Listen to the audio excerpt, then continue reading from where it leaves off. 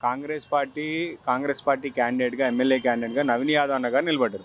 అయితే విషయం ఏందంటే నవీన్ యాదవ్ అన్న ఆల్రెడీ స్టార్టింగ్‌లో ఇండిపెండెంట్ ఏసినప్పుడు 20,000 ఓట్లొచ్చినాయి.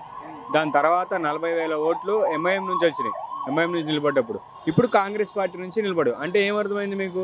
ఆల్రెడీ నవీన్ యాదవ్ అనే వ్యక్తి ప్రజానాయకుడు, ప్రజలకు సేవ చేసే అందుబాటులో ఉండే నాయకుడు అని చెప్పి అర్థమైంది. కాబట్టి అటువంటి వ్యక్తి కాంగ్రెస్ పార్టీ ఈరోజు కాంగ్రెస్ పార్టీ కార్యకర్తలమైంది. మా కాంగ్రెస్ పార్టీ అటువంటి వ్యక్తికి టికెట్ ఇవ్వడం మేము హర్షిస్తున్నాం దాన్ని. 100% నవీన్ యాదవ్ అన్న గెలుస్తాడు. అంటే ఇప్పుడు ఆయన ఒక పక్కన చూస్తే ఆల్రెడీ రౌడీ షీట్లు అది ఇది అని చెప్పేసి బీఆర్ఎస్ వాళ్ళు ప్రచారం ఉంది. దానిపై మీరేమంటారు? అంటే ఇప్పుడు వాస్తవం వేరు, అవాస్తవం వేరన్న. దానికి దీనికి చాలా దూరం ఉంటది. ఇప్పుడు ఎవరైతే వాళ్ళు ఇప్పుడు మీరు కొన్ని వీడియోలు వచ్చినాయి చూడండి. నవీన్ యాదవ్ అన్న ఒక ఒక ఒక ఇట్లనే ప్రెస్ మీట్‌లో ఒక మాట అన్నాడు. ఏమన్నాడు? మీరెవరన్నా రౌడీలొచ్చి ప్రజల్ని ఇబ్బంది పెట్టి, ప్రజల దగ్గర వసూలు, దందాలు చేస్తే అప్పుడు మేము మీరు గల్లీలలో కూడా తిరగమని చెప్పి వార్నింగ్ ఇచ్చాడు. ఇప్పుడు ప్రజానాయకుడు, ప్రజల పక్షాన నిలబడేవాడు ఎవడైనా అంతే నిలబడతాడు.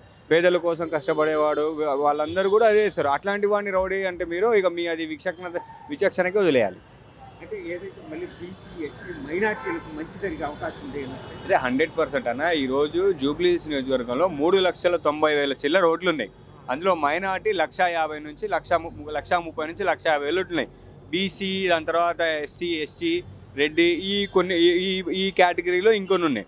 కాబట్టి ఇక్కడ మీకు ఈ అన్ని సంపూర్ణ అన్ని వర్గాలు క్లియర్‌గా లబ్ధి పొందేదే కాంగ్రెస్ పార్టీలో.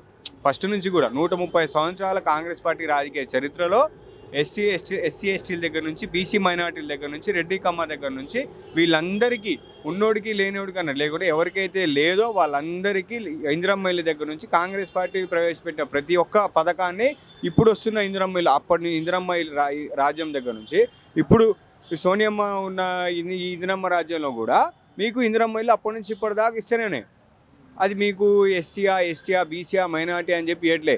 పేదవాడు ఎవడైతే ఉంటాడో వాడికి 100% లబ్ధి వాళ్ళ పేదరికాన్ని నిర్మూలించడం కోసం కాంగ్రెస్ పార్టీ పనిచేస్తుంది.